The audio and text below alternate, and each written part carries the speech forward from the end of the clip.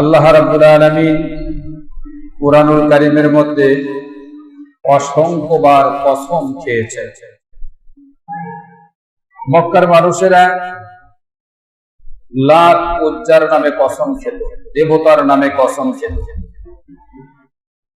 রাসূলুল্লাহ সাল্লাল্লাহু আলাইহি ওয়াসাল্লামের নবুয়ত পাওয়ার পর মক্কার মানুষ যেহেতু কসমটাকে বেশি প্রাধান্য দিত এবং গুরুত্ব সহকারে কসম দেখত, কসমের কথাগুলো তারা শুনত। রাসূলুল্লাহ সাল্লাল্লাহু আলাইহি ওয়াসাল্লামের উপরে যখন আয়াতে কারিমাগুলো নাযিল হতে থাকলো, কিছু কিছু গুরুত্বপূর্ণ বিষয়, এত কঠিন গুরুত্বপূর্ণ বিষয় যা মানুষ মনে করতো না যে এটা এত গুরুত্ব, এত কঠিন বিষয়। গুরুত্বপূর্ণ বিষয়গুলো যখন আল্লাহ রাব্বুল আলামিন বর্ণনা করতেন তখন কসম ব্যবহার করতেন, কসম খাইতেন। তো মানুষ আল্লাহর নামে কসম খাবে, আল্লাহর নামে কসম খেলে সেটা শিরিক হবে না। কিন্তু যদি কোনো ব্যক্তির নামে কসম খায় তাহলে সেটা শিরিক হবে। মানুষ একমাত্র আল্লাহর নামে কসম খাবে, আর কারোর নামেই কসম খাবে না। পৃথিবীতে আর যে কোনো বিষয়ের উপরে কসম খাবে সেটাই শিরিক হয়ে যাবে। এটা মানুষের অগ্রাধিকার। মানুষ যিনি সৃষ্টি করেছেন তার নামে মানুষ কসম খাবে। কথাটাকে অধিক গুরুত্ব বোঝানোর জন্য এটা সম্ভব, এটা করা যায়। কসম যদি ভঙ্গ করা হয় তাহলে জরিমানাও দিতে হয়। এত কঠিন বিষয় কসম।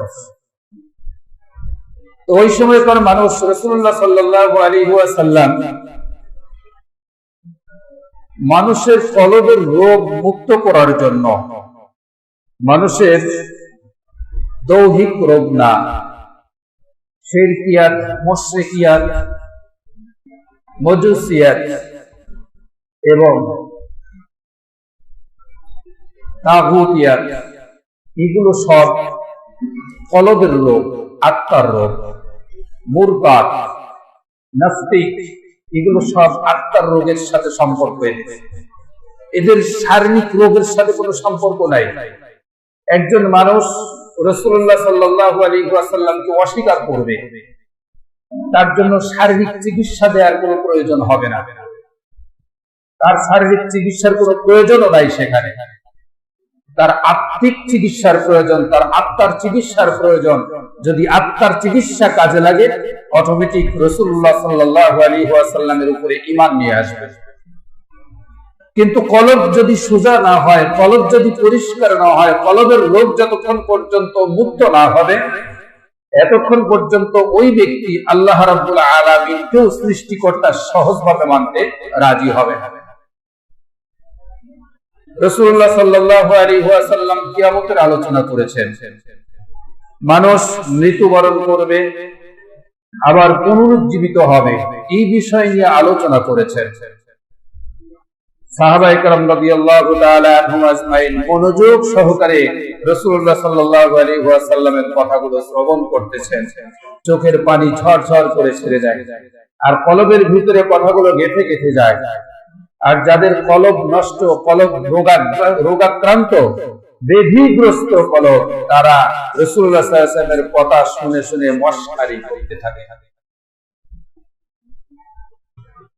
রাসূলুল্লাহ সাল্লাল্লাহু আলাইহি ওয়াসাল্লামের উপরে যখন আয়াতে কারিমা নাযিল হয়, কাফের মুশরিকরা সহজে বিশ্বাস করতে চায় না।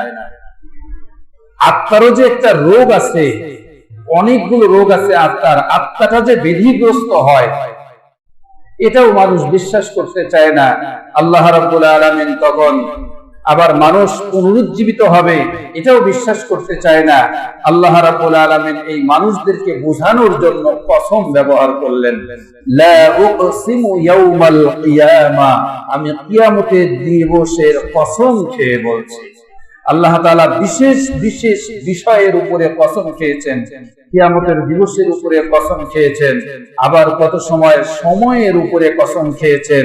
জোহরের সময়ের কসম, আসরের সময়, মাগরিবের সময়, ইশার সময়, ফজরের সময়, তাহাজ্জুদের সময়, এই সমস্ত সময়ের কসম খেয়েছেন আল্লাহ রাব্বুল আলামিন। আবার কত কত সময় আল্লাহ রাব্বুল আলামিন মানুষের যে আত্মা আছে, মানুষের যে কলব আছে, এই কলবের কসম খেয়েছেন। জোরে বল সুবহানাল্লাহ। এই কলবের কসম খেয়েছেন আল্লাহ রাব্বুল আলামিন ভালো করে বোঝানোর জন্য। কিয়ামত বাস্তব সত্য, এতে কোনো সন্দেহ নাই। কিয়ামতের দিন মানুষদেরকে আবার পুনরুজ্জীবিত করতে হবে, এতেও কোনো সন্দেহ নাই। এই মানুষগুলোকে মাটির সাথে একেবারে মিশিয়ে দেওয়া হবে, মিশতে না আবুদ করে দেওয়া হবে। মাটির অংশ মাটি খেয়ে ফেলবে, বাতাসের অংশ বাতাস খেয়ে ফেলবে, কীট পতঙ্গের অংশ কীট পতঙ্গ খেয়ে শেষ করে দিবে। আবার এই মানুষকে এই মাটির থেকে আল্লাহ রাব্বুল আলামিন হুবহু যেভাবে দুনিয়া থেকে মৃত্যুবরণ করেছে ওভাবেই আল্লাহ তাআলা নতুন করে আবার গঠন করে কিয়ামতের দিন হাজির করবেন। জোরে বল সুবহানাল্লাহ। অনেকেরই বিশ্বাস হয় না, এজন্য আল্লাহ রাব্বুল আলামিন মানুষের আত্মার কসম খান, ওয়ালা উকসিমু বিন নাফসিল লাওয়ামা, তোমাদের নফসে লাওয়ামার কসম খেয়ে আল্লাহ তাআলা বলেন, নফসে লাওয়ামার কসম। অর্থাৎ মানুষের ভিতরে যে তিনটা আত্মা, তিনটা নফস, নফসে আম্মারা, নফসে লাওয়ামা, নফসে মুতমাইন্না, এগুলো সব কলবের রোগ, কলবের চিকিৎসা, আত্মার চিকিৎসা। দেহের চিকিৎসা করবে ডাক্তার, আর কলবের চিকিৎসা করবে হক্কানি পীর মশাই। হক্কানি পীর মশাই কলবের চিকিৎসা দিতে পারেন, কোন ডাক্তার কলবের চিকিৎসা দিতে পারেন না। আর কলবের চিকিৎসা যতক্ষণ পর্যন্ত দেহের ভিতরে প্রবেশ না করানো হবে, এতক্ষণ পর্যন্ত ওই মানুষটার ওই 3.5 হাত বডি জান্নাতি বডি হতে পারবে না, জাহান্নামী বডি হয়ে কবরে যেতে হবে। কলবের চিকিৎসা এত কঠিন চিকিৎসা, যদি কোনো ব্যক্তি কলবের চিকিৎসা নিয়ে এই দুনিয়ার বুকে চলাফেরা করতে পারেন, করতে থাকেন, ওই মানুষটার পা সোজা হয়ে পড়বে, পা পাকা হবে না। যদি কলবের চিকিৎসা নেওয়া হয়, ওই মানুষটার জিহ্বাটা একদম সোজা হয়ে যাবে, এই জিহ্বার দ্বারা কোনো সময় ফাহেসা কথা বের হবে না। কলবের চিকিৎসা যদি নেওয়া হয়, কলবের চিকিৎসার মাধ্যমে কলব যদি সোজা করার নেওয়া হয়, তাহলে চোখের যেই জিনার গুনাহগুলো আছে, এই চোখের জিনা নামক গুনাহগুলোর থেকে বান্দা বেঁচে যেতে পারবে। কিন্তু কলব যদি নষ্ট হয়ে যায়, এর থেকে কেউ বাঁচতে পারবে না। এই জন্য আল্লাহ রাব্বুল আলামিন বলেন, ওয়ালা উকসিমু বিন নাফসিল লাওয়ামা। লাওয়ামা, নফসে লাওয়ামার কসম খাওয়া হয়েছে। এখানে মানুষকে আল্লাহ রাব্বুল আলামিন এত মর্যাদাবান বানিয়েছেন, এত উন্নত মানের রুচি সম্মত মানুষ আল্লাহ তাআলা সৃষ্টি করেছেন। এই মানুষের মধ্যে যতগুলো জ্ঞান জিনিস দেওয়া হয়েছে, তার মধ্যে সবচেয়ে দামি একটা জিনিস দেওয়া হয়েছে, যেই জিনিসটার নাম হলো জ্ঞান। জ্ঞানটা হলো সবচেয়ে দামি, জ্ঞানটা হলো সবচেয়ে মূল্যবান। এই জ্ঞান যেমন দামি, এই জ্ঞান তেমন নিকৃষ্ট। জ্ঞান যত দামি কাজের সাথে জড়িত হয়ে যায়, মানুষের মর্যাদা তত বৃদ্ধি করে দেওয়া হয়। আর এই জ্ঞান যত নিকৃষ্টতম কাজের সাথে জড়িত করে দিবে, ওই মানুষটা তত নিকৃষ্টে পরিণত হয়ে যাবে। যার জ্ঞান ভালো আছে, সে ন্যায় বিচার করতে ভালোবাসবে। যার জ্ঞান ভালো আছে, যার জ্ঞান সোজা হয়ে গিয়েছে, ওই ব্যক্তি সুদের মধ্যে যাবে না। যার জ্ঞান ভালো হয়েছে, ওই জ্ঞান সোজা হয়েছে, ওই ব্যক্তি ঘুষের মধ্যে যাবে না। টেবিলে ঘুষের টাকার যদি পাহাড় গেড়ে দেওয়া হয়, টাকার দিকে তাকাবে না। তার জ্ঞানটা সোজা, যেভাবে কাজ করার দরকার সেভাবেই সে কাজ করে ফেলতে পারবে। জ্ঞান যদি নষ্ট হয়ে যায়, কাঠে যেমন ঘুণ লাগলে কাঠ একেবারে শেষ করে দেয়, কাঠের কোনো মূল্যই থাকে না। কেউ যদি বাজারে খাট ক্রয় করার জন্য যায়, যাওয়ার পরে যদি দেখে ঘুণওয়ালা কাঠ দিয়ে খাট তৈরি করা হয়েছে, যার জ্ঞান ভালো আছে সে কোনো সময় ঘুণওয়ালা কাঠ কিনবে না। কিনবে কেউ? কেউ গুণওয়ালা খাট নিবে না। আমি টাকা দিয়ে ভালো খাট নেব, আমি কেন টাকা দিয়ে গুণওয়ালা খাট কিনবো? গুণওয়ালা খাট কেউ কিনবে না। ঘুণ কাটে, যখন ঘুণ লাগে কাঠ যেমন নষ্ট হয়ে যায়, মানুষের জ্ঞান নামক একটা সম্পদ, এই সম্পদের ভিতরে যখন ঘুণ প্রবেশ করে, অর্থাৎ জুলুমের ঘুণ, সুদের ঘুণ, ঘুষের ঘুণ, অন্যায় অত্যাচারের এগুলো ঘুণ যখন তার জ্ঞানের ভিতরে প্রবেশ করে, ওই মানুষটা আর ভালো মানুষে থাকতে পারে না। ওই মানুষকে মানুষ ধিক্কার দিয়ে गर्भ सूरत आदमीन साबुदे अहमद मुजहलो हम एक साबुदे। আবু জাহেলের যেমন দুইটি হাত ছিল, আবু বকরেরও তেমন দুইটি হাত ছিল। আবু জাহেলেরও একটা মাথা ছিল, আবু বকর রাদিয়াল্লাহু তাআলা আনহুর একটা মাথা ছিল।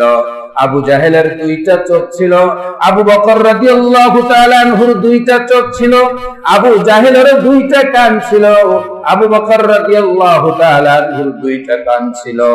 আবু জাহেলের দুইটা পাও, আবু বকর রাদিয়াল্লাহু তাআলা আনহুর দুইটা পাও ছিল।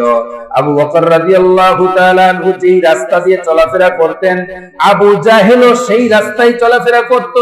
আবু বকর রাদিয়াল্লাহু তাআলা আনহু যেই বাজারে চলাফেরা করতেন, বেচা কেনা করতেন, আবু জাহেলও ওই বাজারেই বেচা কেনা করত। আবু বকর রাদিয়াল্লাহু তাআলা আনহু যেই কূপের পানি খেতেন, আবু জাহেলও ওই একই কূপের পানি পান করত। তারপরেও একজন আল্লাহর জান্নাতের সরদার হবে, আর একজন হবে জাহান্নামের লিডার। দুইজন দুই রকমের অবস্থা হবে। মানুষ কিন্তু একই রকম সুরতের মানুষ, চেহারার দিক দিয়েও সুন্দর। আবু জাহেলের চেহারাও সুন্দর ছিল, আবু বকর রাদিয়াল্লাহু তাআলা আনহুর চেহারাও সুন্দর ছিল। একজনের গলায় লানতের তক্তা, আর একজনের গলায় ফুলের মালা। দুই রকমের অবস্থা হবে। একজন জান্নাতের মধ্যে লিডার হয়ে যাবে, আর একজন জাহান্নামের মধ্যে লিডার হয়ে যাবে। একজন অপুরন্ত শান্তির জায়গায় অবস্থান করবে, আর একজন চিরতরে শাস্তি জাহান্নামের মধ্যে অবস্থান করবে। জান্নাত থেকে একদিন কোনোদিনও আবু বকর বের হবে না, আর জাহান্নাম থেকে আবু জাহেল কোনোদিনও বের হবে না। সুরতান দিক দিয়ে মানুষ দুইজনই মানুষ। আবু বকরও মানুষ, আবু জাহেলও মানুষ। একজনের কলব হলো সোজা কলব, একজনের কলব হলো গুনাহমুক্ত কলব, আর একজনের কলব হলো গুনাহযুক্ত কলব। একজনের জ্ঞান ঘুণ মুক্ত জ্ঞান, আর একজনের জ্ঞান ঘুণযুক্ত জ্ঞান। ঘুণযুক্ত জ্ঞানের দ্বারা যেমন কোনো লাভ হবে না, অমনি ভাবে জ্ঞান যুক্ত ঘুণ মুক্ত জ্ঞান কোনোদিন ক্ষতির সাধনের মধ্যে পড়বে না। এই জন্য মানুষের কলব যদি সোজা হয়ে যায়, কলবের চিকিৎসার মধ্যে একটা চিকিৎসা হলো মওত। চোখের সামনে মানুষ মৃত্যুবরণ করতেছে, এটা আমরা দেখতে পাচ্ছি সবার সামনে, কিন্তু আমরা এর থেকে কেউ শিক্ষা গ্রহণ করতে পারছি না যে মানুষটা মারা যাচ্ছে। অল্প বয়সের ছোট ছোট শিশুগুলো পানিতে পড়ে মারা যায়, কারেন্টের শর্ট খেয়ে মানুষ মারা যায়, অ্যাক্সিডেন্টে মানুষ মারা যায়, আবার বিছানার মধ্যে শুয়ে থেকে মানুষ মারা যায়। কত মানুষ ঘুমের মধ্যে স্ট্রোক করে মারা যাচ্ছে, অহরহ মানুষ মারা যাচ্ছে। এই মানুষটা একই অবস্থার মধ্যে যাচ্ছে, কারোর জানটা একদম আহসানের সঙ্গে বের হয়ে যাচ্ছে, জীবনে এক ওয়াক্ত নামাজ পড়ে নাই, অন্যায় অত্যাচারের সঙ্গে সব সময়ের জন্য সে সংযুক্ত ছিল, জড়িত ছিল। আজরাইল আলাইহিস সালাম তার জানটা বের করে নিয়েছে, 10 জনের সামনে দেখলো, একটা ঝাঁকি দিল, সাথে সাথে জানটা বের হয়ে গেল। আবার একজন আল্লাহওয়ালা মানুষ, একজন বুজুর্গ ব্যক্তি, সে মৃত্যুর সময় যেন মনে হয় জানটা বের হতেই চায় না, এত কষ্ট অনুভব হচ্ছে। কিন্তু চোখের সামনে দেখা যাচ্ছে একজনের জীবনের গুনাহ মাফ হতে পারে, আবার আরেকজনের গুনাহ নিয়েও চলে যেতে পারে, এমনটাও হতে পারে। আল্লাহ রাব্বুল আলামিন ঈমান দেখবেন, কলব দেখবেন। যদি কলব ভালো হয়, গুনাহ মুক্ত হয়, তাহলে তাকে জান্নাতের ব্যবস্থার আশা করা যাবে। আর যদি গুনাহ যুক্ত হয়ে যায়, কখনো জাহান্নাম ছাড়া উপায় নাই। এরে মুসলমান, আমাদের কলব তো আছে, আমাদের কলবের চিকিৎসা ছাড়া আমরা কেউ জান্নাতে যেতে পারবো না। দেহের চিকিৎসা নেব, আমি এক্সিডেন্ট করেছিলাম, অ্যান্টিবায়োটিক খেয়েছি অনেকদিন, দেহের চিকিৎসা নিলাম, রক্ত চলাচল বন্ধ হয়ে গেল, ঘা হয়ে গেল, অ্যান্টিবায়োটিক খেয়েছি, ঘা গুলো শুকিয়ে গেল।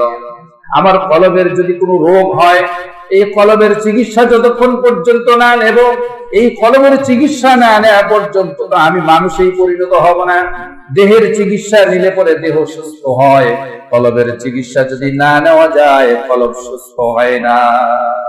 কলবের চিকিৎসার মধ্যে মৌত একটা চিকিৎসা, মৌতের স্মরণ একটা চিকিৎসা, আল্লাহ পাকের জিকির একটা চিকিৎসা, মৌতের ভয় ভিতরে নিয়ে আসা এটাও একটা চিকিৎসা। কেমন করে মৌতের ভয় ভিতরে আনা যাবে?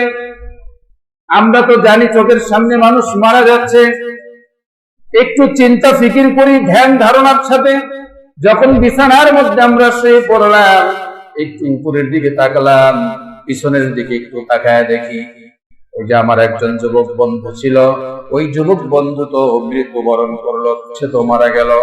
ছোট্ট ছোট্ট তার দুটো ছেলে রয়ে গেছে। এই বাচ্চাদেরকে কে দেখাশোনা করবে? হায় হায়, কে দেখাশোনা করবে?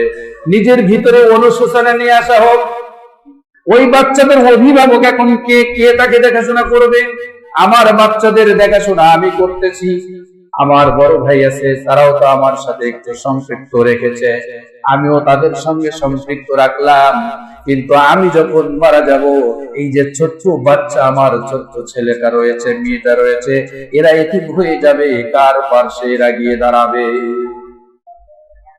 মনের দিকে একটু চিন্তা ভাবনা করার দরকার। এরপরেও তো এমন ছোট ছোট বাচ্চা রেখে রেখে মানুষ মারা যাচ্ছে। আল্লাহ রাব্বুল আলামিন এদের অভিভাবক, আল্লাহ তাআলা এদেরকে খাওয়ার ব্যবস্থা করছেন, আল্লাহ তাআলা এদের দেখাশোনার ব্যবস্থাও করছেন। কত এতিম সন্তান দুনিয়ার বুকে রয়েছে, তারা লেখাপড়া করে বড় বড় গ্রাজুয়েট অর্জন করে ফেলেছে, বড় বড় অফিসার হয়ে গিয়েছে। আবার কত এতিম সন্তান আছে, তাদের পাশে দাঁড়ানোর মতো কেউ নাই, কিন্তু তারা তো খেয়ে দিন পার করতেছে। এ রব্বুল আলামিন, আমিও তো এক সময় দুনিয়া থেকে বিদায় হয়ে চলে যেতে পারি, আমার সন্তানের কি হবে? এমন চিন্তা ভাবনা যখন দিলের ভিতরে চলে আসবে, অন্তরটা অটোমেটিক নরম হয়ে যাবে।